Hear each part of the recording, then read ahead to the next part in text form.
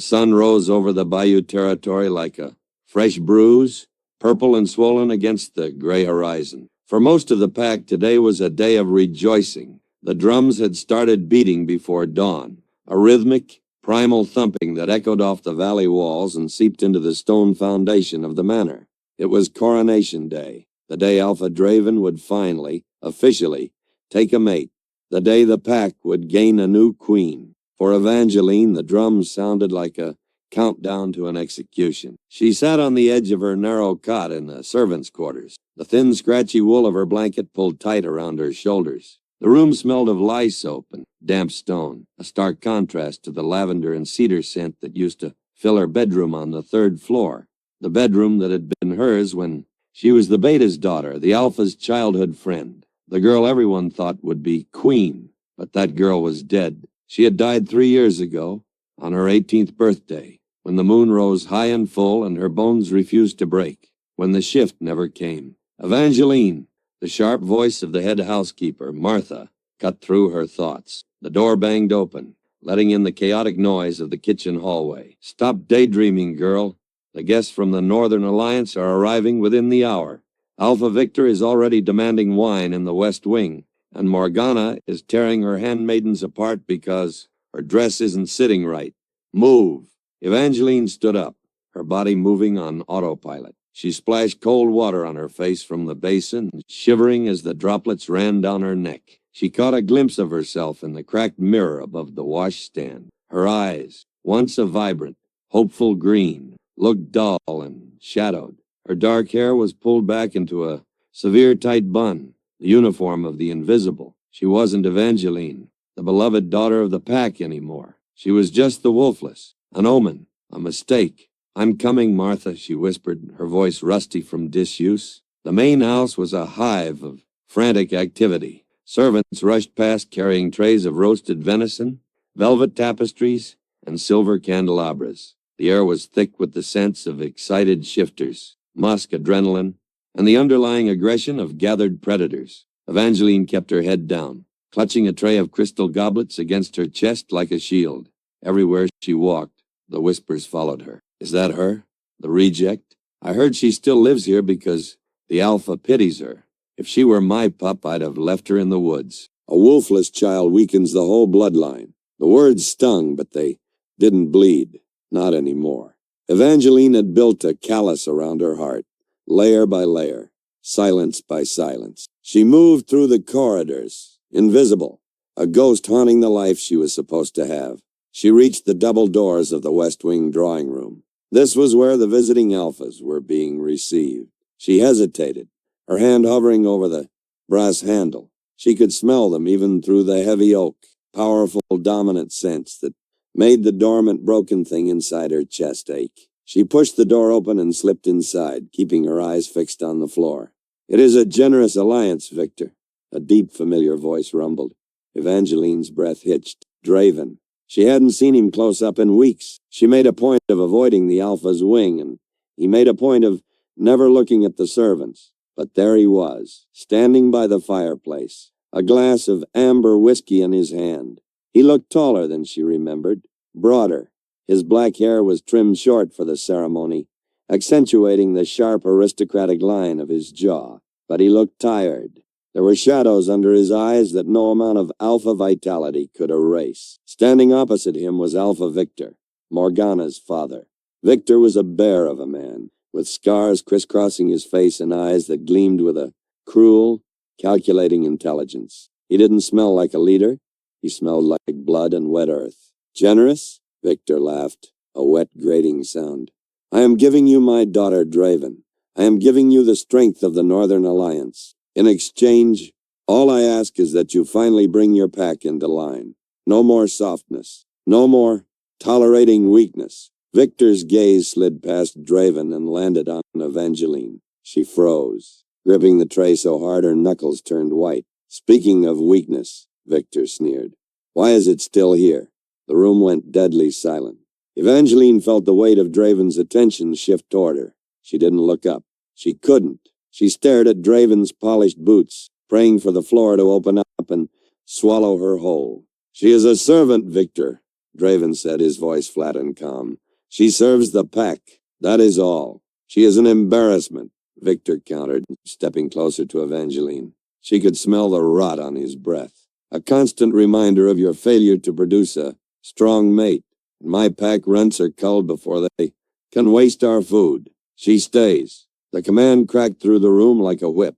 It was an alpha tone, layered with power that made the windows rattle in their frames. Victor took a step back, surprised by the sudden aggression. Evangeline's heart hammered against her ribs. For a second, just a fraction of a second, she let herself hope. He still cares. He's defending me. She stays, Draven repeated, his voice dropping back to that icy, detached mask he wore so well.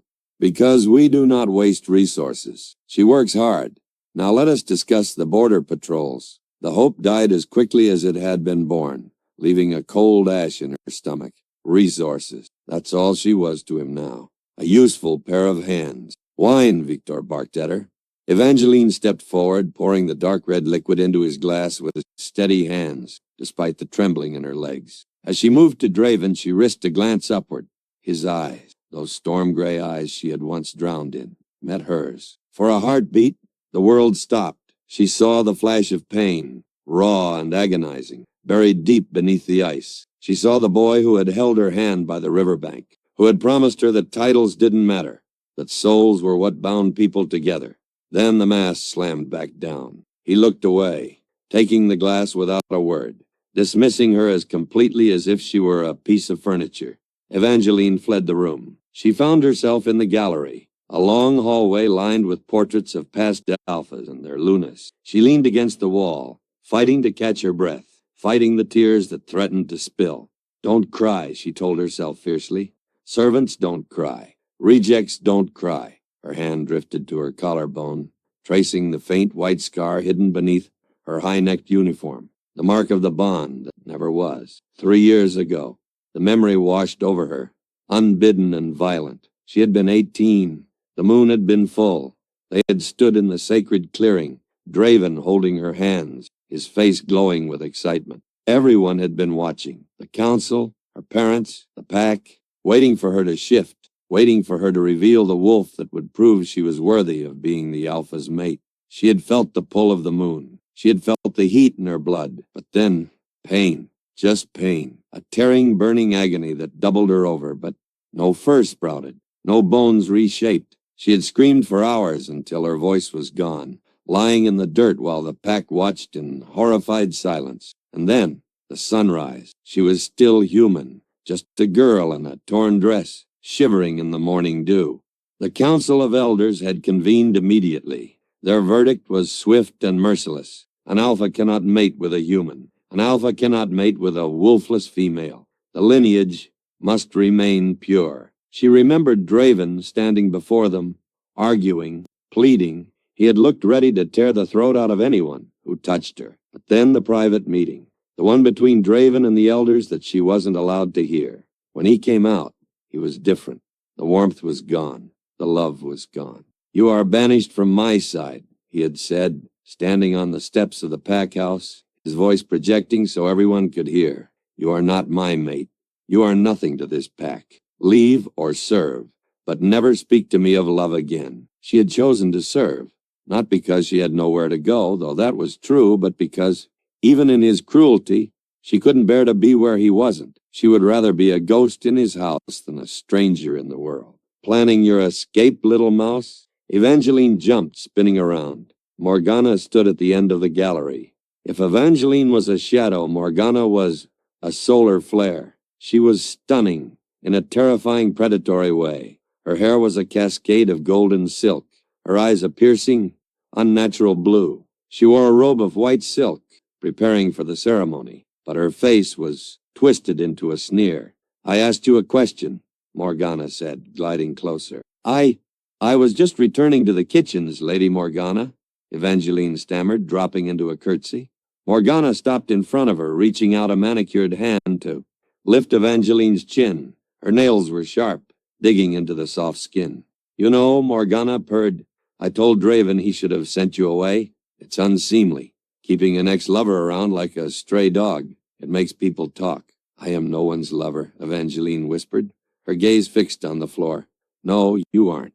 Morgana's grip tightened. But he looks at you. I see it. Even today on our wedding day, his eyes wander to the shadows. Morgana leaned in close, her voice dropping to a hiss. Let me be clear, little mouse. Today I become queen. Today I become the mother of this pack, and I will not have my reign tainted by the presence of a broken, defective creature like you. If I catch you looking at him, if I catch him looking at you, accidents happen in the kitchen. Fires start so easily. She released Evangeline with a shove. Now get out of my sight. The ceremony begins in 20 minutes, and you will be there. I want every member of the pack to witness my ascension. Even the runts. Evangeline scrambled away, her heart pounding a frantic rhythm against her ribs. The threat was real. She saw it in Morgana's eyes. A madness, a desperate, clawing need for control. Morgana knew she wasn't Draven's true mate. She knew their union was political, a deal struck with Victor for power, and that insecurity made her dangerous. The great hall was transformed. Thousands of candles flickered in iron sconces, casting dancing shadows against the high stone walls. Banners of crimson and silver, the colors of the Bayou Pack, hung from the rafters. The air was hot and close, smelling of melting wax anticipation. The entire pack had gathered. Shifters from neighboring territories lined the walls, dressed in their finest furs and silks. At the front of the room, on a raised dais, sat the Alpha's throne. It was a massive thing, carved from obsidian and lined with wolf pelts. Beside it stood the Luna's chair, smaller but no less imposing. Evangeline stood at the very back of the hall, huddled in the deepest shadow she could find behind a stone pillar. She wrapped her arms around herself, trying to make her body as small as possible. She just wanted this to be over. She wanted them to say the vows, wear the crowns, and leave so she could go back to her room and pretend she didn't exist. The heavy wooden doors groaned open. The drums stopped. A hush fell over the crowd. Draven entered first. He wore the ceremonial black leather of the Alpha, a fur cloak draped over his broad shoulders. He walked with a predator's grace, lethal and silent, but his face was grim. He didn't look like a groom walking to his bride. He looked like a prisoner walking to the gallows. He ascended the dais and stood before the throne, turning to face his pack. His eyes scanned the crowd. Evangeline shrank back behind the pillar, but for a second, she felt his gaze brush over her hiding spot. A phantom touch. Then the music started. A haunting string melody that signaled the bride's entrance. Morgana appeared. She was breathtaking. Her dress was a masterpiece of white lace and silver thread, hugging her curves and trailing behind her like a pool of moonlight. She walked with her head held high, a smile of triumph painted on her red lips. Beside her walked her father, Victor, looking smug and victorious. They reached the dais. Victor placed Morgana's hand in Draven's. Draven hesitated. It was subtle, barely a pause, but Evangeline saw it. His muscles tensed, his jaw tightened. Then he took her hand. Silas, the high elder of the pack, stepped forward. He was an ancient wolf, his hair white as bone, leaning heavily on a gnarled staff. He carried a velvet pillow in his hands. On the pillow rested the crowns. The Alpha's crown was a simple band of dark iron, heavy and brutal. But the Luna's crown, it was a thing of delicate, terrifying beauty, woven from pure silver that seemed to glow with its own inner light, encrusted with moonstones that shifted color as the light hit them. Legend said it had been forged by the first moon goddess herself, given to the first Luna to grant her wisdom and protection. It was said the crown had a will of its own. Silas bowed his head. We gather today to unite Alpha Draven and Lady Morgana, to bind two bloodlines, to strengthen the pack. He turned to Draven. Alpha, do you accept this female as your mate? To hunt with her, to rule with her, to protect her above all others? The silence stretched. 1 second. 2. I do, Draven said. His voice was hollow. And do you, Lady Morgana, Silas turned to the bride, accept this male as your Alpha? To submit to his rule? To guide his heart? To bear his heirs? I do, Morgana said, her voice ringing out clear and victorious. Then, by the power of the moon and the pack, let the crowning begin. Silas offered the iron crown to Morgana. She took it, her hands trembling slightly with excitement, and placed it on Draven's head. It sat heavy on his brow, casting a shadow over his eyes. Then Draven reached for the silver crown. He lifted it from the pillow. The moonstones flashed, catching the candlelight. He turned toward Morgana, raising the crown to place it on her golden hair. "Wait!" Morgana's voice cut through the ceremony like a knife. Draven paused, the crown hovering inches above her head. "Morgana?" She took a step back, her nose wrinkling in distaste. She looked at the crown, then at the crowd, and finally her eyes locked onto the back of the room, into the shadows. "It looks dull, Draven," she said, loud enough for the entire hall to hear. A murmur rippled through the guests. "You did not interrupt a coronation. You did not insult the heirlooms. It is ancient silver, Morgana," Draven said, his voice tight with warning. "It is not meant to sparkle like costume jewelry. Bow your head." "No," she snapped. A cruel smile curled the corners of her lips. She pointed a finger, a long, accusing talon, directly at the pillar where Evangeline was hiding. "I can't possibly be crowned with this. Look at it. It's tarnished. It's disrespectful to the position." "Morgana!" Victor stepped forward, looking annoyed. "Just put the damn thing on." "I want it polished," she insisted, her voice rising, bordering on hysterical. She was staking her claim. She was showing everyone who held the real power. "And I want her to do it." Evangeline stopped breathing. Morgana's finger didn't waver. "Come out, little mouse. I know you're there." Every head turned. Hundreds of eyes, amber, gold, green, peered into the gloom. Evangeline felt the weight of their judgment crushing her. She stepped out from behind the pillar. She looked small and gray in her servant's uniform, a stark contrast to the finery around her. She kept her head bowed, her hands clasped tightly in front of her to stop them from shaking. "Come here," Morgana commanded. Evangeline walked. It felt like walking to the gallows. The sound of her boots on the stone floor was deafening in the silence. She walked past the rows of warriors, past the visiting alphas, past Victor, who watched her with a hungry, malicious grin. She reached the dais and stopped at the bottom of the steps. She didn't look at Draven. She couldn't bear to see the pity in his eyes, or worse, the indifference. "Yes, Lady Morgana," she whispered. Morgana snatched the crown from Draven's hands. The sudden movement made the crowd gasp.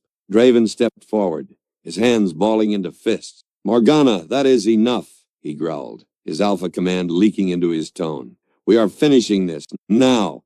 "We will finish it when I say we are finished," Morgana shrieked, spinning on him. The madness was fully visible now, the insecurity eating her alive. "You want me to be your queen? Then let me rule. And my first command is that this trash makes herself useful." She turned back to Evangeline. She held the crown out, swinging it recklessly by one of its delicate arches. Then she threw it. The heavy silver crown skidded across the dirty stone floor, ringing out like a death knell until it hit the toe of Evangeline's worn boot. "It looks dull, Draven," Morgana sneered, turning her back on him to look down at Evangeline. "I can't possibly be crowned with this." Draven looked ready to kill. The veins in his neck bulged. The air around him shimmered with suppressed power. But Victor took a step forward, his hand resting on the hilt of his ceremonial dagger. The threat was clear. Make a scene and the alliance breaks. Make a scene and the war begins. "Have the servant polish it," Morgana commanded, waving a dismissive hand. "She's not good for much else, is she?"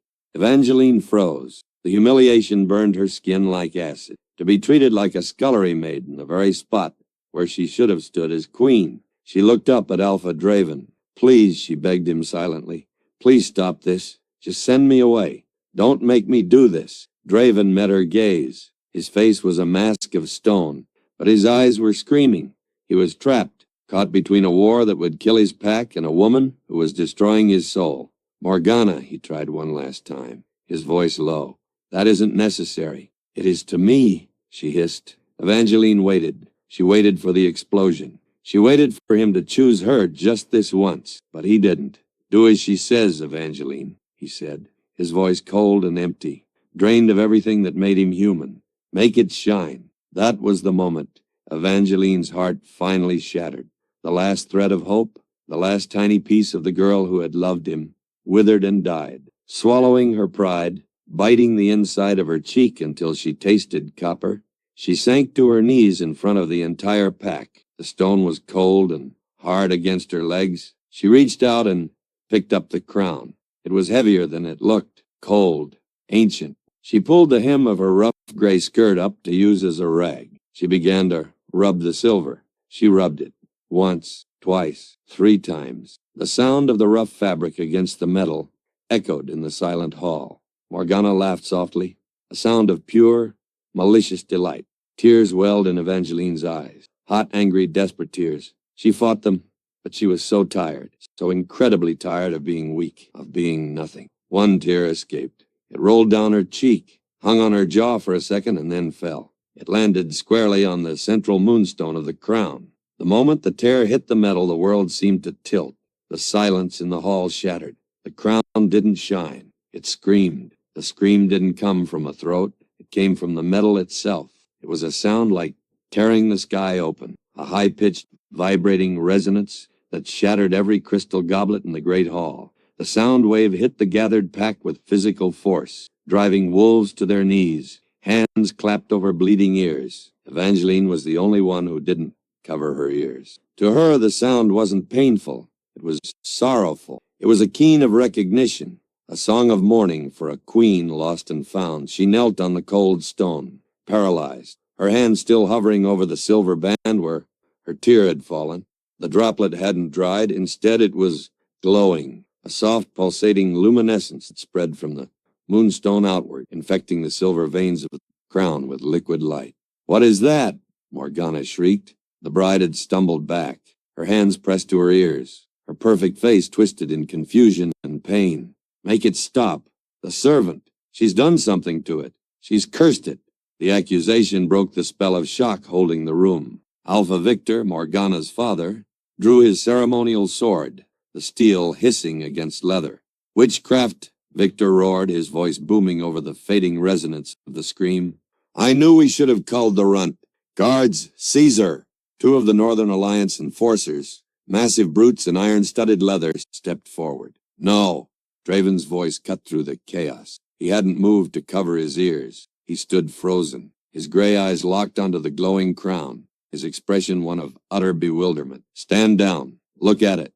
The crown was vibrating. It rattled against the stone floor, a rapid staccato rhythm like a heartbeat gone wild. "I said seize her," Morgana screamed, losing all composure. "She's ruining my coronation. Give me that."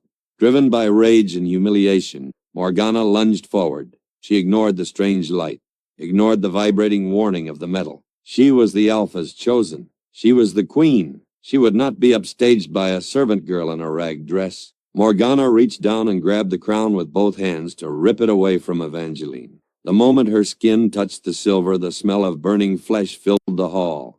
Morgana let out a blood-curdling scream. It was worse than the metal's cry. It was raw, human agony. She tried to drop it, but the crown wouldn't let go. It clung to her palms like a parasite, the silver glowing white-hot where it touched her skin. Smoke rose from her fingers. "Get it off! Get it off me!" she shrieked, thrashing wildly. She fell to her knees, slamming her hands against the stone floor, trying to scrape the artifact off, but it held fast, burning deeper, searing the bone. "Morgana!" Victor rushed forward, sheathing his sword to grab his daughter's wrists. He tried to pry the crown loose, but the moment his fingers brushed the metal, a spark of white electricity arced out, throwing him backward 3 feet. He landed hard on his back, winded and groaning. Evangeline scrambled backward, crab-walking away from the thrashing bride. Terror seized her. She didn't understand what was happening. She had polished the silver. She had done as she was told. Why was the world ending? "Draven!" Morgana sobbed, her voice ragged with pain. "Help me!" Draven moved then. He stepped toward her, his face grim. He reached out, his alpha aura flaring to protect his hands, intending to rip the cursed object from his intended mate. But before he could touch it, the crown released her. It didn't fall. It simply let go. Morgana collapsed forward, cradling her ruined hands against her chest, whimpering. Her palms were branded black, and the skin blistered and raw. But no one was looking at Morgana. The crown was floating. It hovered in the air at waist height, rotating slowly. The tarnish Evangeline had been ordered to polish was gone. In its place, the silver shone with a blinding, celestial purity. The moonstones weren't just reflecting candlelight anymore.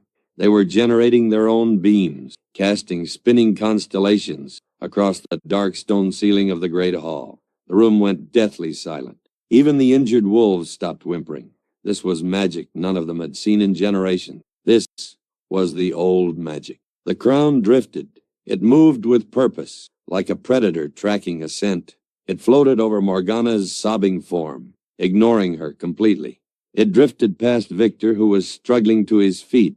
It moved toward the dais, and then turned. It turned toward the shadows. Evangeline pressed her back against the cold stone of the dais steps. "No," she whispered, shaking her head. "No, please." The crown hummed, a low, gentle sound now, like a mother humming to a child. It drifted closer to her. "Stay away," Evangeline breathed. She was a servant, a wolfless reject. If she touched that holy object, she would be executed. "I didn't steal it, I swear." The crown didn't care about her fear. It cared about her blood. It rose higher, hovering just above the level of her head. Evangeline squeezed her eyes shut, bracing for the burn. She expected the pain Morgana had felt. She expected to be punished for her existence. She felt a weight settle on her brow. It wasn't heavy. It felt right. It felt like a missing limb being reattached. It felt like coming home after a long, cold winter. A gasp rippled through the hall. 200 people inhaling at once. Evangeline opened her eyes. The world had changed. The colors were sharper.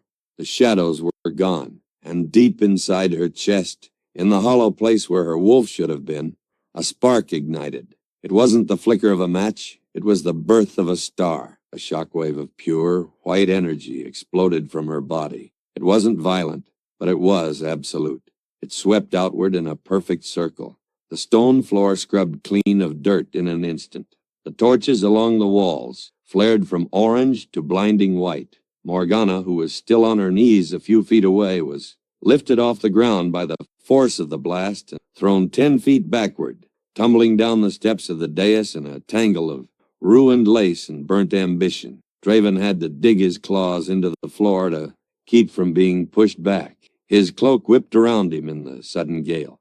The light faded, leaving a soft, ethereal glow surrounding Evangeline. She stood up. She didn't mean to. Her legs simply obeyed a new command. She stood tall, her spine straightening, the servant's slouch vanishing. The gray rag of a dress she wore seemed to shimmer. "What is the meaning of this?" Victor roared.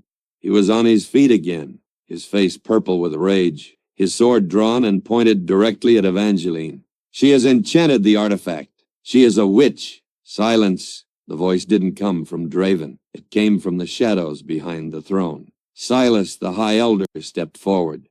The old wolf was trembling, but not with fear. Tears streamed down his wrinkled face. He walked past the Alpha, past the screaming Morgana, and stopped in front of Evangeline. He looked at her for a long moment, staring at the crown resting perfectly on her brow, glowing with a soft lunar light.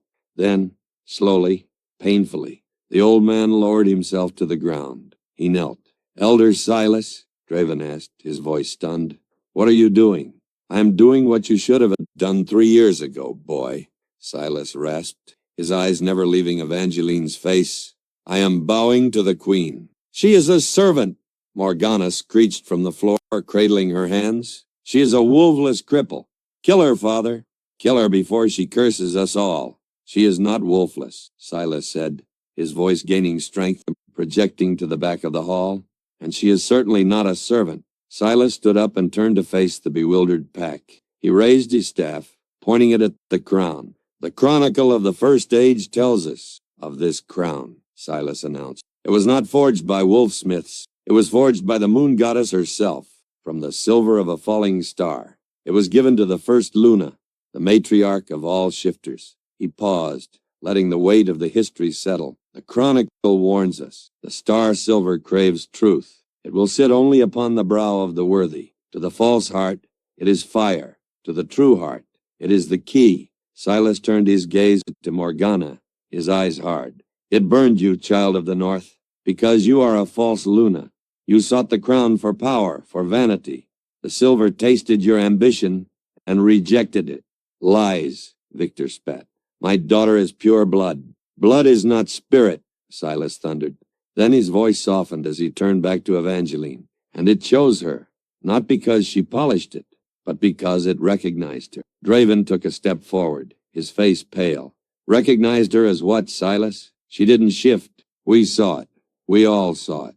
We saw what we expected to see, Silas corrected. We looked for a common gray wolf. We looked for a warrior's beast. But we forgot the oldest legends. Silas reached out and gently touched Evangeline's shoulder. She flinched, but the touch didn't hurt. Tell them, child, Silas whispered. Tell them what you feel right now, inside. Evangeline swallowed. Her throat felt tight, but the fear was receding, replaced by that strange warm hum in her chest. I feel... She hesitated. Her voice sounded different, deeper, resonant. I feel... awake? Yes, Silas nodded, because the crown is the key that unlocks the dormant blood.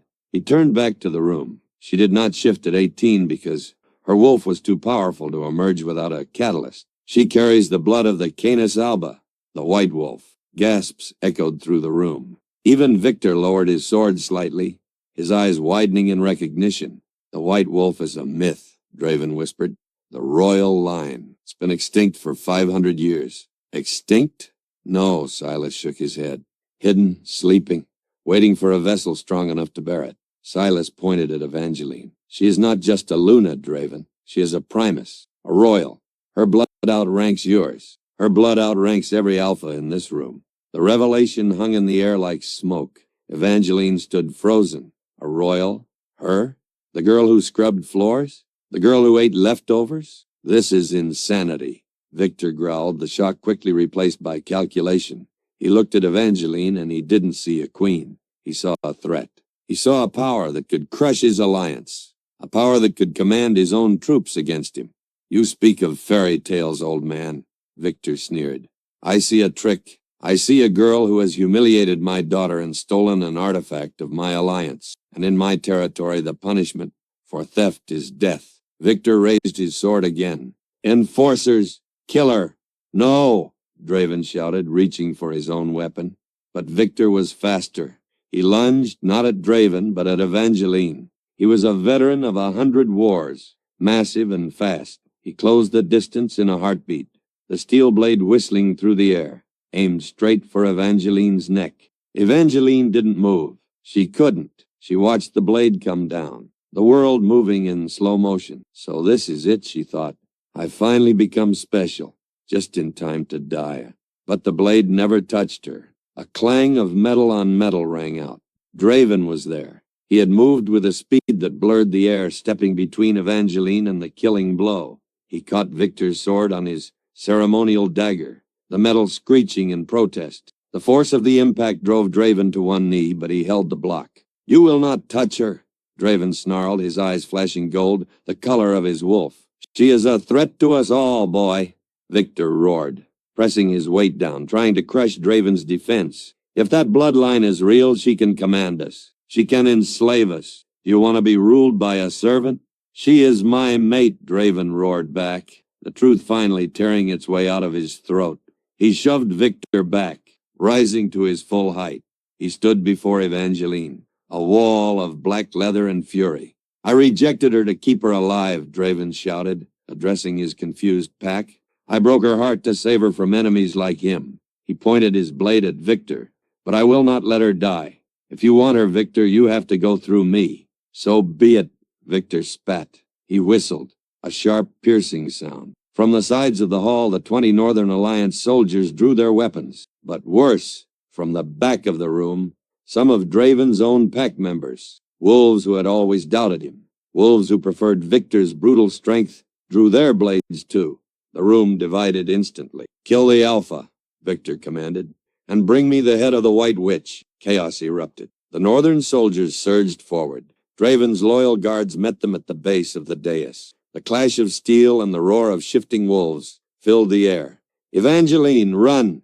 Draven grabbed her arm, spinning her toward the servants' exit behind the throne. Get to the safe room. I can't leave you, she cried, gripping his hand. The spark in her chest was roaring now, demanding she fight, demanding she protect her pack. You have to, Draven pleaded, his eyes desperate. You haven't shifted yet. You can't fight them like this. Go. I'll hold them off. A massive gray wolf, one of Victor's lieutenants, leaped onto the dais, snapping its jaws at Draven's flank. Draven shoved Evangeline hard, sending her stumbling toward the door. Go! He turned and shifted midair, his clothes shredding as he transformed into a massive black wolf. He collided with the gray attacker, teeth sinking into fur and flesh. Evangeline scrambled through the narrow door, her heart hammering in her throat. She ran into the dark corridor, the sounds of the battle fading slightly behind her. But she didn't go to the safe room. She stopped. She leaned against the cold stone wall, clutching the silver crown that was still fused to her head. Run, her instinct screamed. Hide.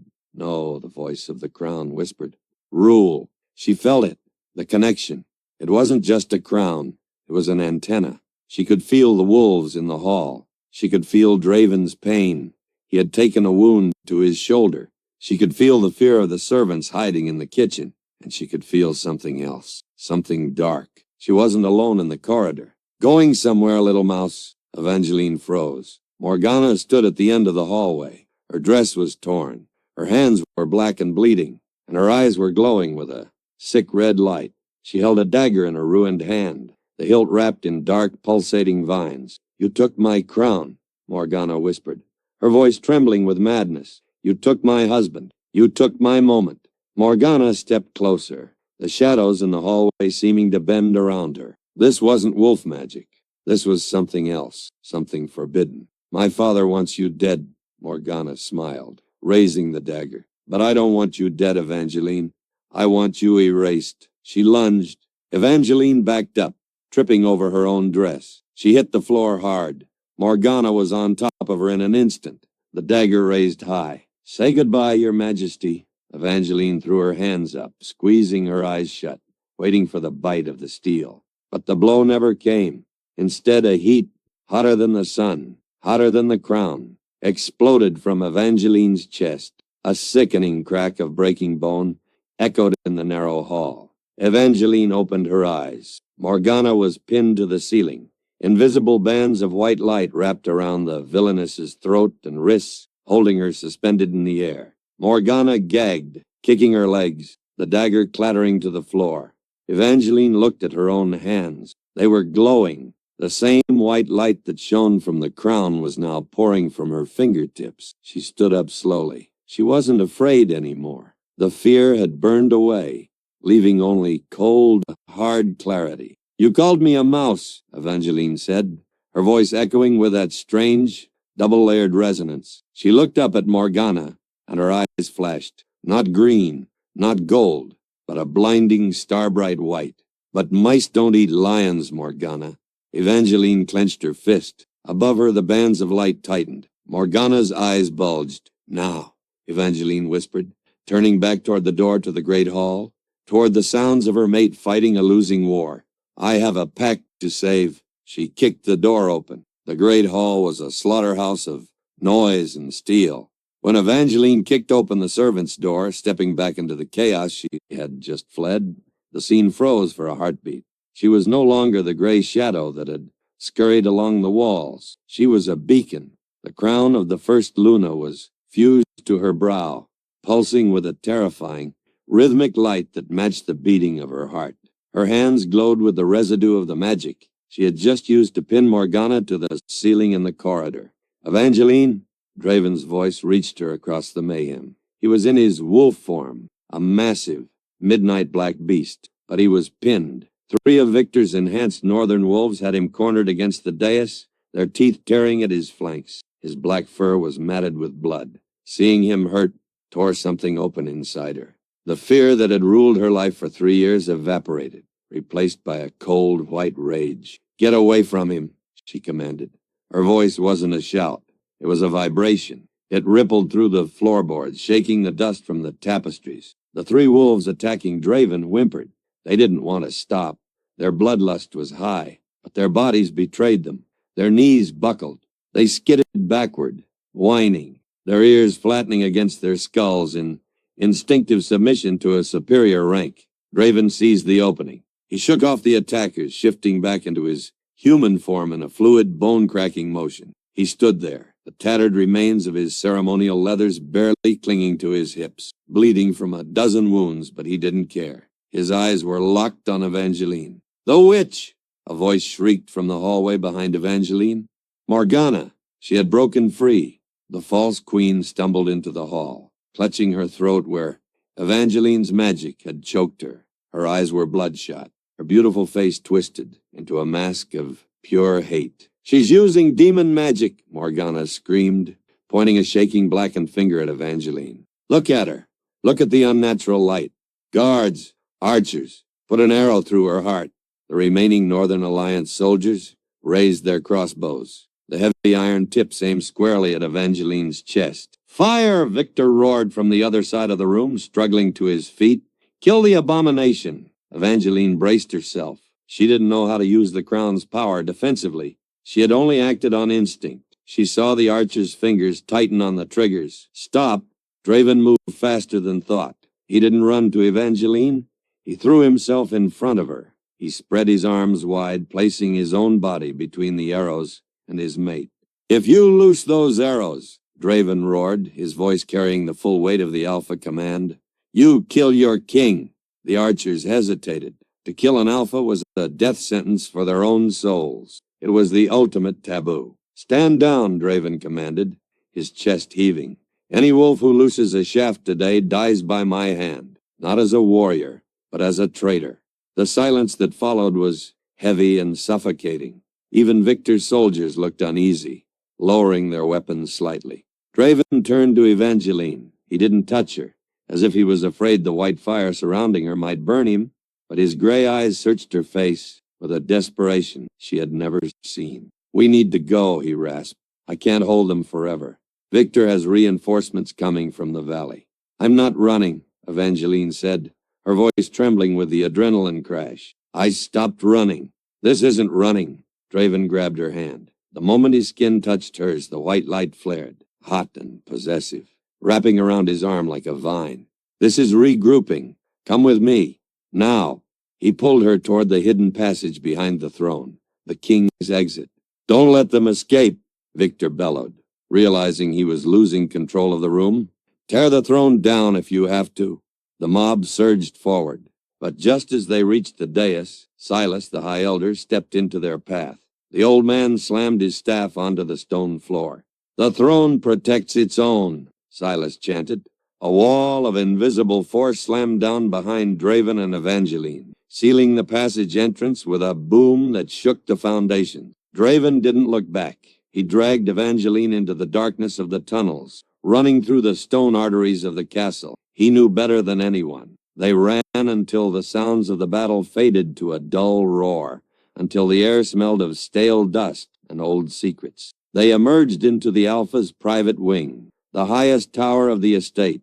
Draven shoved the heavy oak door shut and threw the iron bolts. Then he dragged a heavy chest of drawers in front of it. Only then did he collapse. He slid down the door, leaving a streak of dark blood on the wood. He groaned, clutching his side where a chunk of flesh was missing. Draven! Evangeline dropped to her knees beside him. The crown on her head hummed, casting a soft healing light over his wounds. But the blood was real. You're hurt. We need a healer. No healers, he gritted out, grabbing her wrist to stop her from rising. No one enters this room, not until I know who we can trust. We can trust Silas, she said. Silas is holding the line. Right now, it's just us. He looked at her then, really looked at her. In the quiet of the room, away from the screaming and the politics, the mask he had worn for 3 years finally crumbled. You're glowing, he whispered, reaching up a trembling hand to hover near the crown fused to her brow. It chose you. After everything I did to prevent it, it chose you anyway. Evangeline pulled back, the old hurt flaring up to combat the worry. Prevent it? She asked sharply. Is that what you call it? You threw me away, Draven. You stood there today and watched her humiliate me. I was watching the door, he said, his voice ragged. I was waiting for the signal to get you out. What? The rejection. Draven closed his eyes, leaning his head back against the door. 3 years ago. The council meeting. Do you know what Victor said to me? Evangeline stayed silent, watching the blood ooze between his fingers. He told me he had a sniper in the trees, Draven said softly. A rogue marksman trained on the clearing. He said if I claimed you, if I even looked at you with love, the bullet would go through your skull before the bond could settle. Evangeline felt the blood drain from her face. You're lying. Am I? Draven opened his eyes. They were wet. He needed my bloodline to strengthen his own. He needed Morgana on that throne. He told me I had two choices: reject you publicly and strip you of all rank so you were beneath notice, or watch you die in the dirt on your 18th birthday. He laughed, a bitter, broken sound. I chose to make you hate me, because hatred is better than a funeral. You made me a servant, she whispered. You made me scrub floors in the house that was supposed to be mine. I kept you inside the walls, Draven shouted, wincing as the movement tore at his wounds. I couldn't exile you, Evangeline. If I sent you away, Victor's assassins would have caught you on the road within an hour. The only place safe was the one place no one looks, servants' quarters. Who looks at the help? Who kills a cleaner? He tried to sit up, his face twisting in pain. I walked past you every day for 3 years. I smelled your scent on my sheets because I made the maids assign you to my wing just so I could be near you. And every time I ignored you, every time I looked through you, it was like swallowing glass. Evangeline stared at him. The pieces of the last 3 years began to click into place. The way he never let anyone else punish her.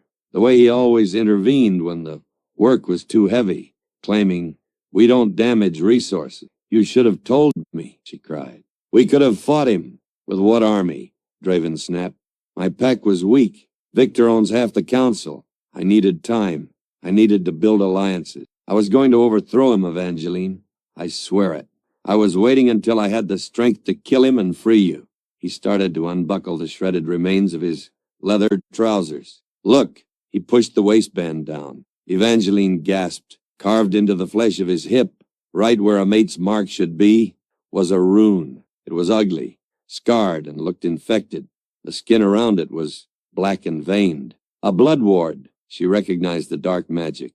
Victor made you bind yourself? He made me swear a magically binding oath. Draven nodded, sweat dripping from his nose. That as long as you lived within these walls, I would never touch you.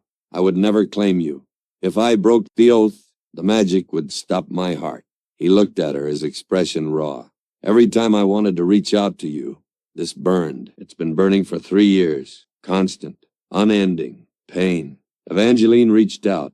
Her hand hovered over the ugly scar. The crown on her head flared brighter, sensing the dark magic. But you touched me, she whispered. In the hall. You grabbed my hand. I know. Draven smiled weakly. I figured, if we were going to die today, I didn't want to die following his rules. He grabbed her hand and pressed it against his chest. I'd rather my heart stop while holding you than beat another day without you. Evangeline felt the tears finally spill.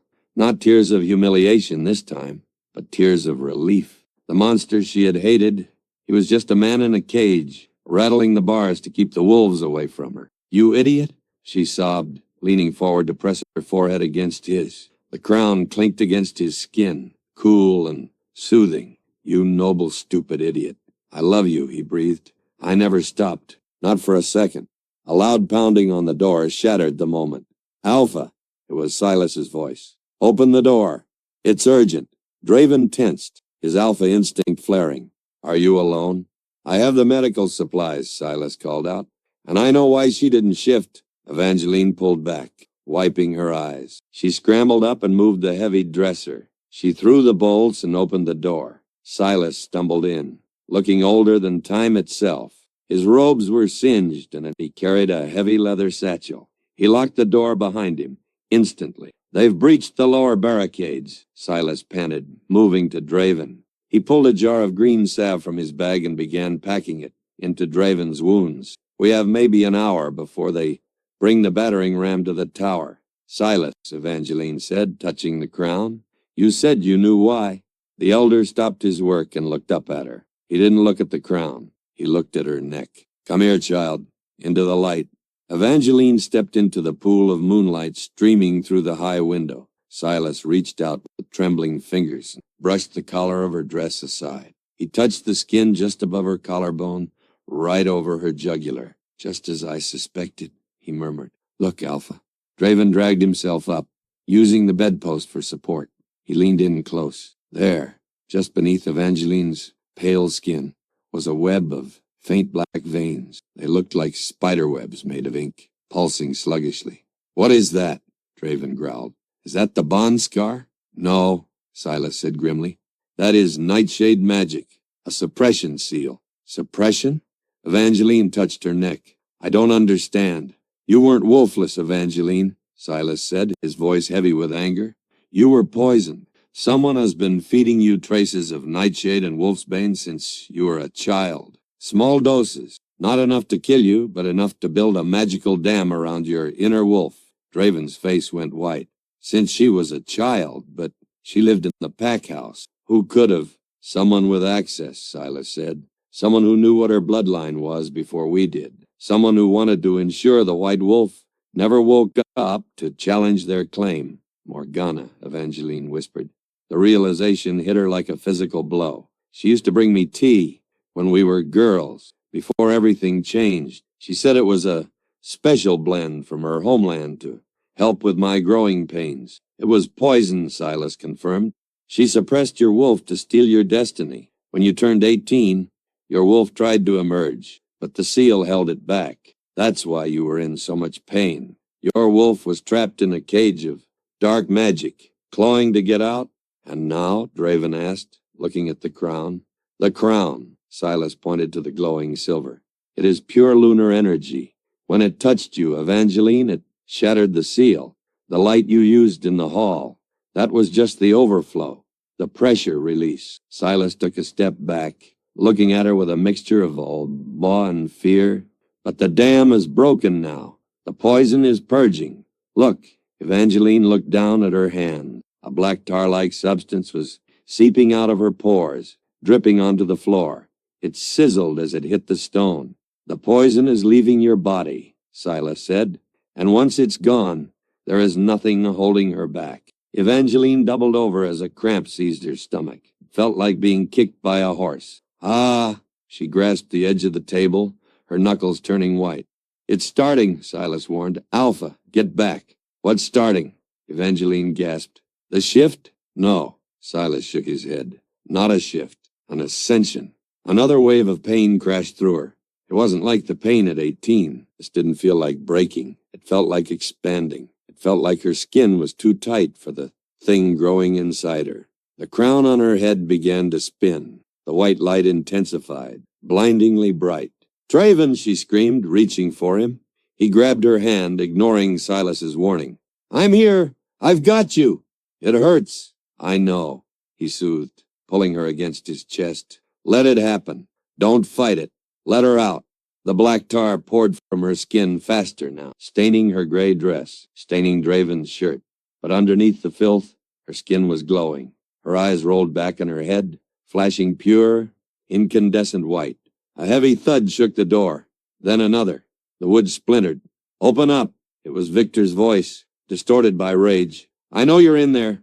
Give me the witch and I'll make your deaths quick. They're here, Silas said, grabbing his staff. Evangeline isn't ready. She's vulnerable during the purge. Draven kissed Evangeline's forehead. He stood up, grabbing his sword. He wiped the blood from his eyes and turned to the door. How long does she need? Draven asked. Minutes, Silas said. Maybe less. But if they interrupt the ascension, the backlash will kill her. Minutes, Draven nodded. He looked at the door, which was buckling under the blows of a battering ram. He looked back at Evangeline. She was writhing on the floor, the light consuming her, the black poison pooling around her like a shadow. She looked terrifying. She looked beautiful. Silas, Draven said quietly, guard her with your life. What are you doing? Silas asked. Draven walked to the heavy dresser blocking the door. He put his shoulder against it and began to push it aside. I'm gonna buy her some time, Draven growled, his eyes flashing gold. You can't, Silas argued. You're wounded. There is an army out there. Draven grabbed the handle of the door. He looked back at Evangeline one last time. She's my queen, he said, and today the king dies, so the queen can rule. He threw the door open. Victor stood there surrounded by 20 armored wolves. He grinned, raising his axe. Finally, Victor sneered. Draven didn't speak. He roared, a sound of pure defiance, and threw himself into the hallway, a single black wolf against the tide of gray. As the door slammed shut behind him, locked again by Silas, Evangeline let out a scream that shattered the windows of the tower. The black tar was gone. The poison was gone. And from the center of the blinding white light, a massive snowy paw, larger than any wolf in history, slammed onto the floorboards. The white wolf had arrived, and she was angry. The hallway outside the Alpha's private chambers had become a butcher shop. Draven moved like a blur of black ink and violence. He was one wolf against 20. A suicide mission by any tactical standard, but he fought with the desperation of a male protecting his mate. He tore the throat out of a gray wolf that lunged for his flank. He shattered the spine of another with a swipe of his massive paws. But Victor's soldiers were enhanced. Their eyes glowed with that unnatural, chemically induced red shimmer. They didn't feel pain. They didn't retreat. They just kept coming, a tide of fur and teeth. "Hold him down," Victor roared from the back of the pack. "Pin him. I want him to watch." 3 wolves slammed into Draven simultaneously. One bit deep into his shoulder, crunching bone. Another clamped onto his hind leg. Draven roared, twisting to snap at them, but a 4th wolf slammed into his ribs, driving the breath from his lungs. They bore him to the floor. Draven struggled, his claws carving gouges into the stone, but the weight was too much. He was pinned. Victor stepped over the thrashing bodies of his own fallen soldiers. He was in his human form, holding a heavy iron axe. He looked down at Draven, a sneer twisting his scarred face. "Pathetic," Victor spat. "You fight like a dog, not a king." He kicked Draven hard in the ribs. Draven wheezed, blood bubbling from his muzzle, but his gold eyes remained fixed on the door to the bedroom, the door he had sacrificed himself to guard. "You think a wooden door will save her?" Victor laughed. He raised the axe and swung it at the lock. The wood splintered.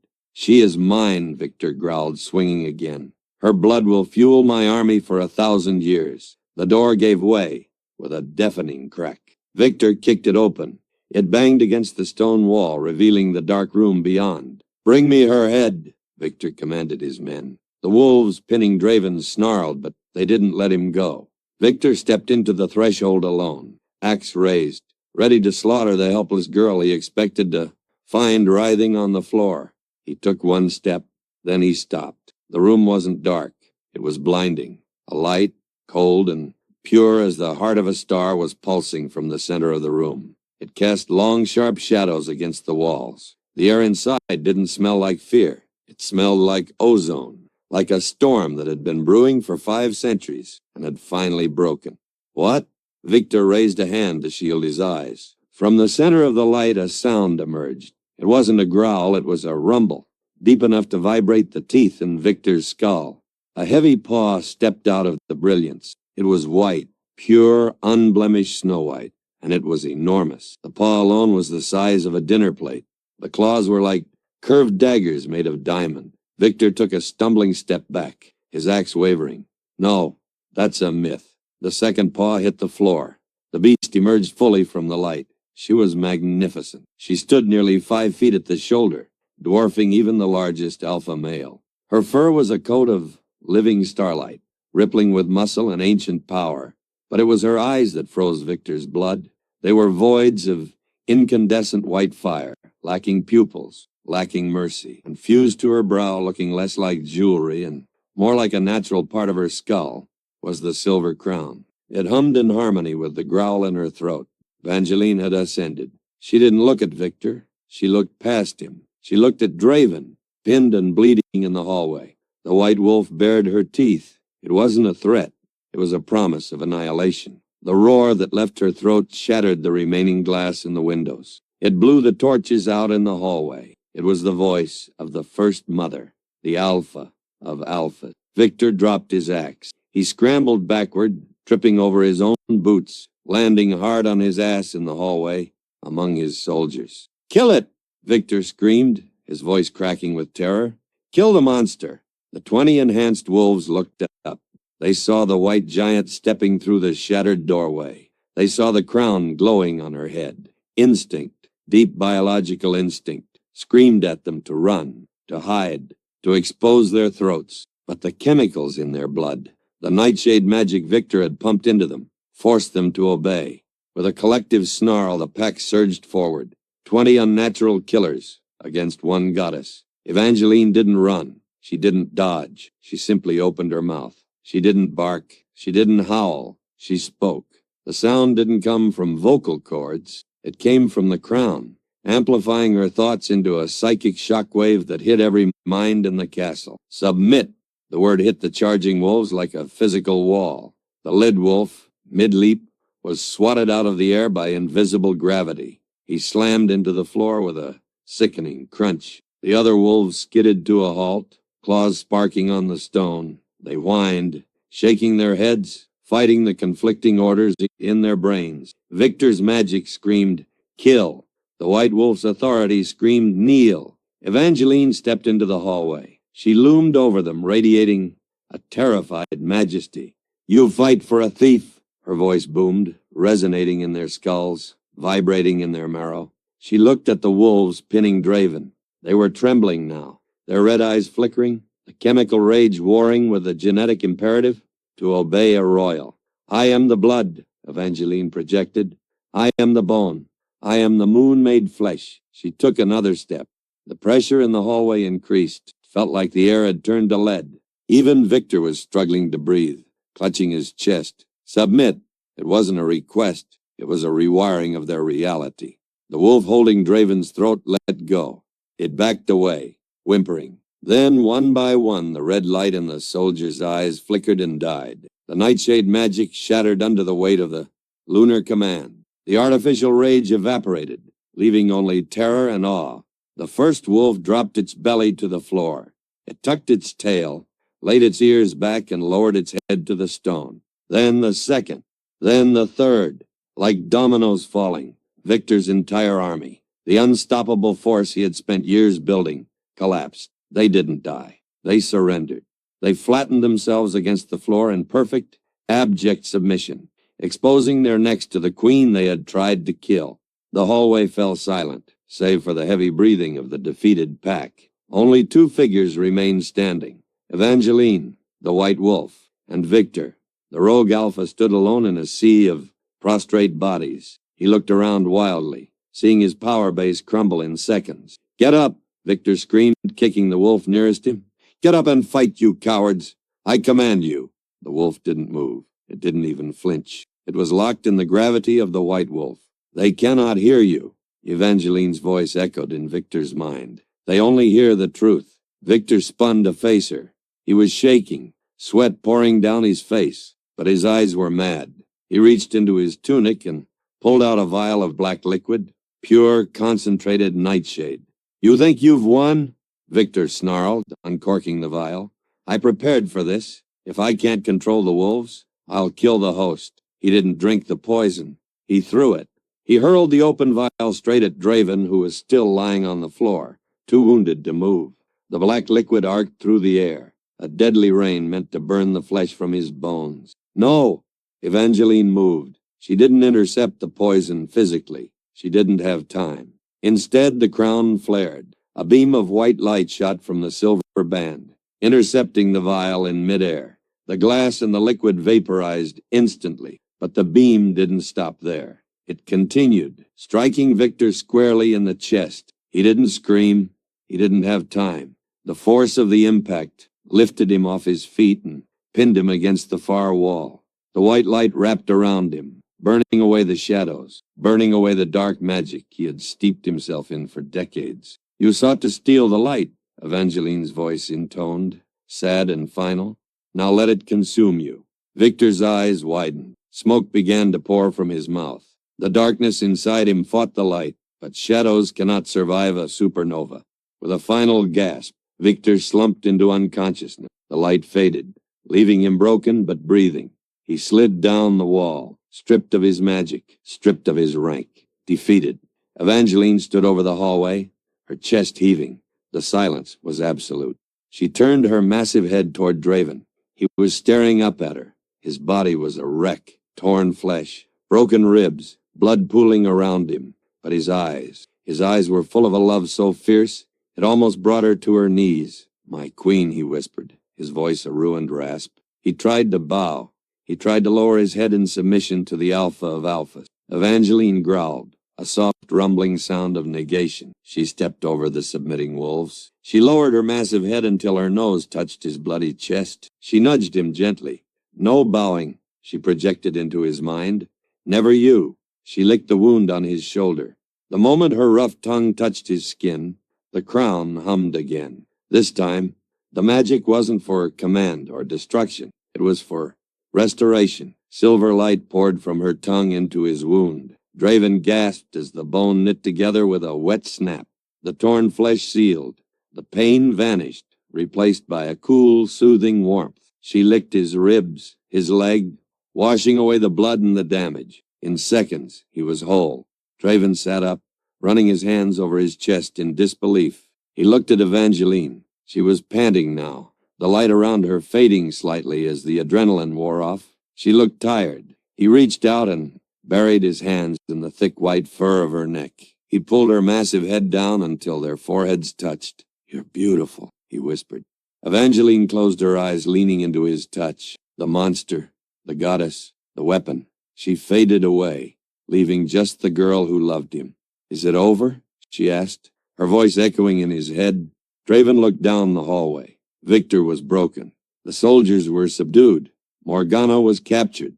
"The battle is over," Draven said, standing up and helping his mate, his magnificent, terrifying wolf, to steady herself. He looked out the shattered window where the sun was beginning to rise over the valley. "But the rain," Draven smiled, a true, genuine smile for the first time in 3 years. "The rain is just beginning." The battle was won, but the judgment was not yet finished. While the healers tended to the wounded pack, there was one final order of business to attend to. The silence in the dungeon was heavy, broken only by the dripping of water and the rattle of chains. It had been 12 hours since the battle in the hallway, 12 hours since the White Wolf had risen and crushed the Northern Alliance without shedding a drop of innocent blood. The castle above was in a state of frantic repair, servants scrubbing scorch marks from the walls, healers tending to the wounded, and joyous whispers spreading like wildfire about the return of the Queen. But down here in the bowels of the earth, there was no joy.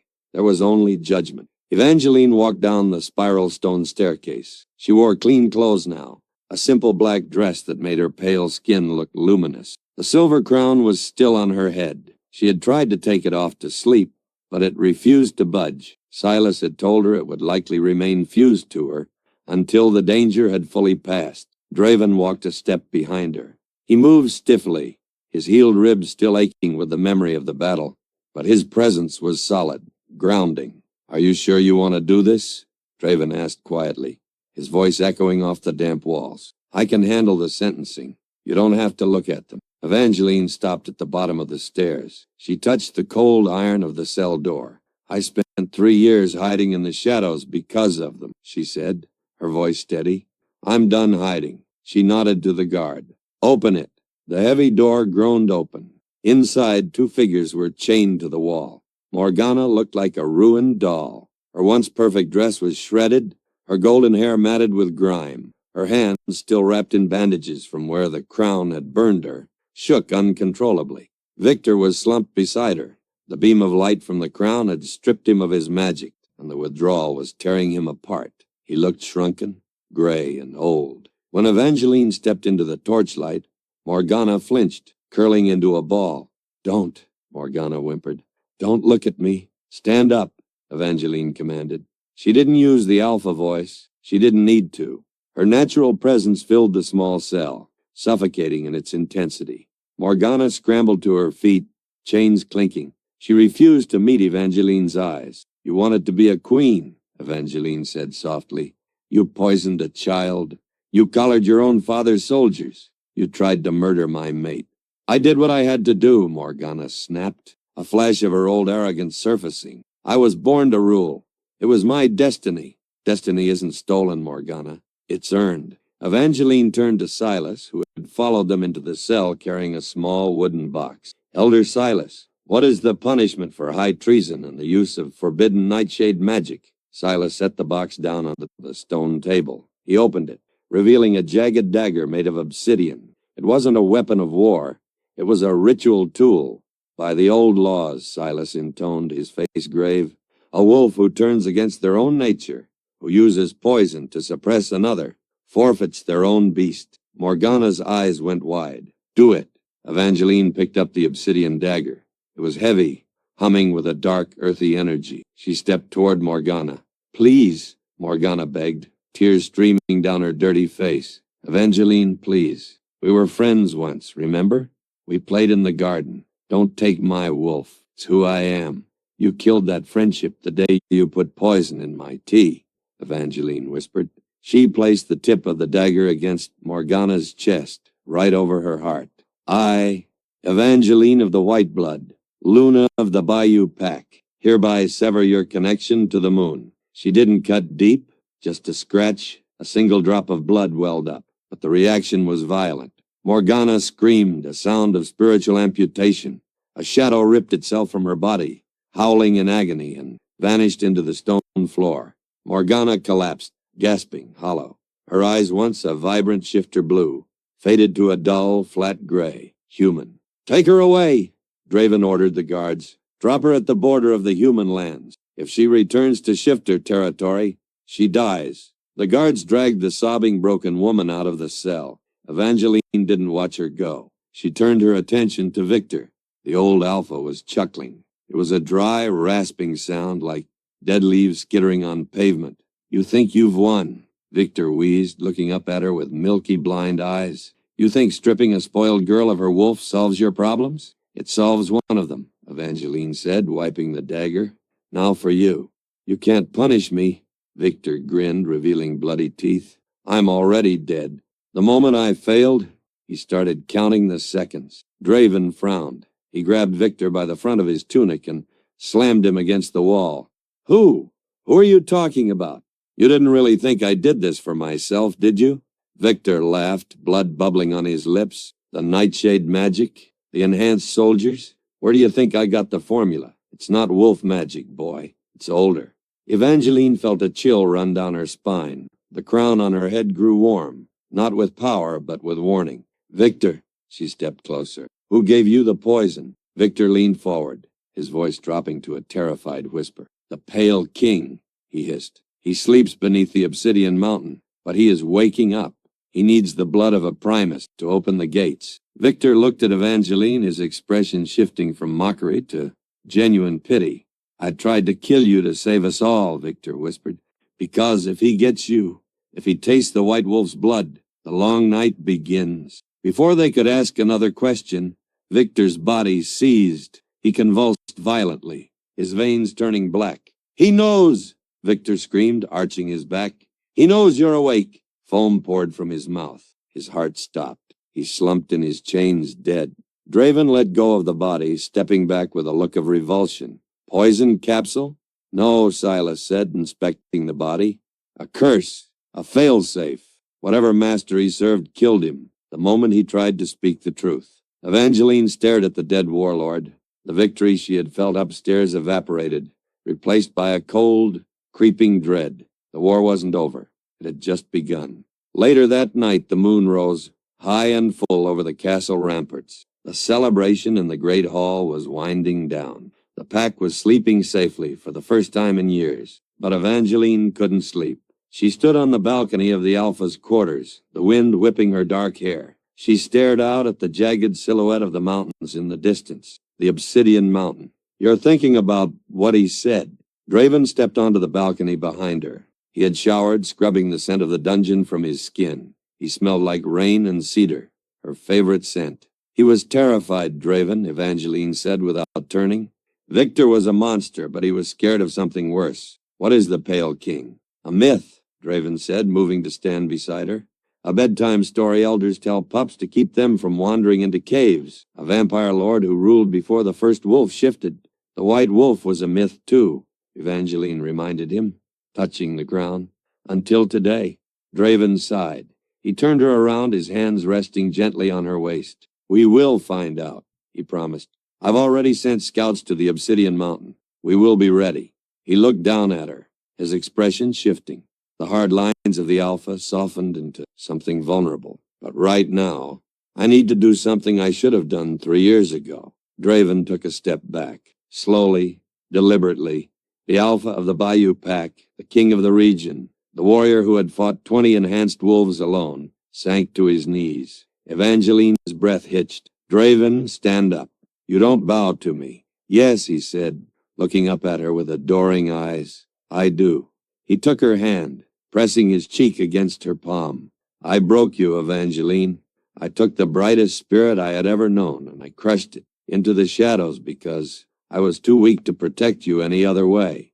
I don't ask for forgiveness. I don't deserve it, but I ask for the chance to serve you. He kissed her wrist right over her pulse. I pledge my life to you, not as your king, but as your mate, your sword, your shield. Where you go, I go. Who you fight, I fight. Evangeline looked down at him. She saw the guilt that still ate at him, the desperate need to make amends. She knelt. She dropped to the cold stone so she was eye level with him. She cupped his face in her hands. You kept me alive, she whispered.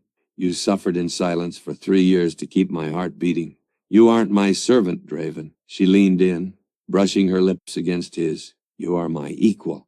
Draven let out a shuddering breath, wrapping his arms around her, burying his face in her neck. They stayed like that for a long time, two broken pieces finally fusing back together, under the moonlight. Come inside, Draven murmured against her skin. The wind is cold. In a minute, Evangeline said. She stood up, pulling him with her. She looked back at the mountains one last time. Draven? Yeah. When your scouts get to the mountain, tell them not to go inside. Draven frowned. Why? Because, Evangeline said, her eyes flashing with that blinding white light.